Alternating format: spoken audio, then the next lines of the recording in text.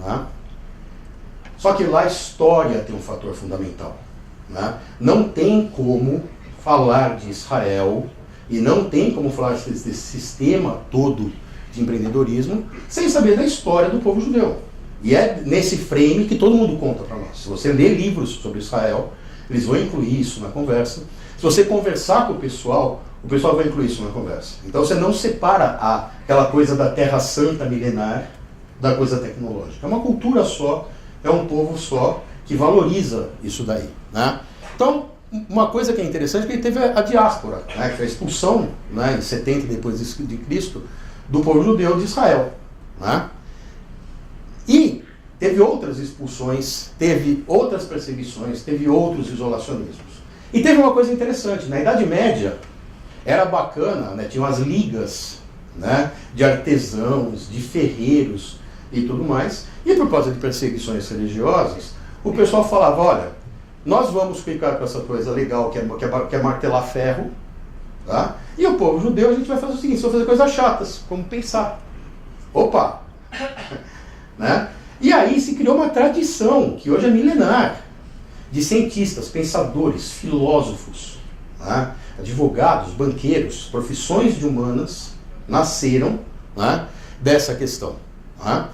E aí, o que aconteceu? Sempre houve um movimento de volta, né, à Terra Santa, a Jerusalém e tudo mais, né, que ganhou nome no século XIX, né, isso se chamou sionismo, né, a volta ao Sião, ao Sinai, né, e foi interessante por quê? Porque, na verdade, pessoas como Albert Einstein, Sigmund Freud participaram disso. Né?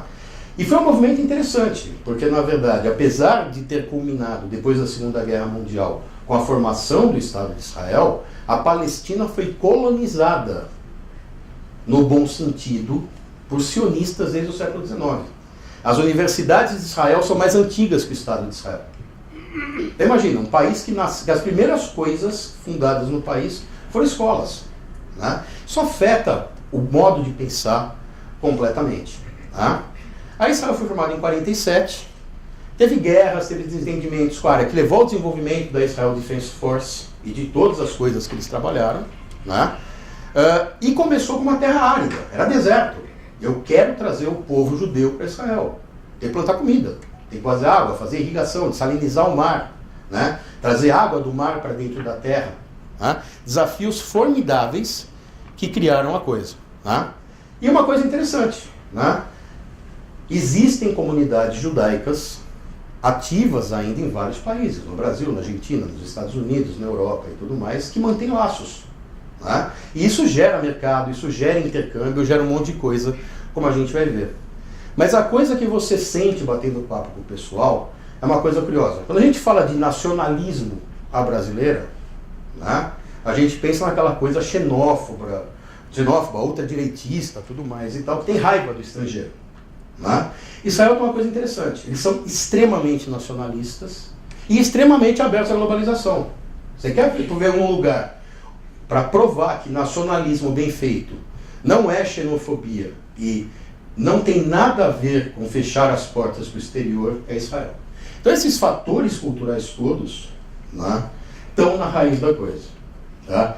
Emular isso daqui é complicado. A gente tem que aprender e aprender com as consequências. A gente nunca vai ter uma história parecida com essa.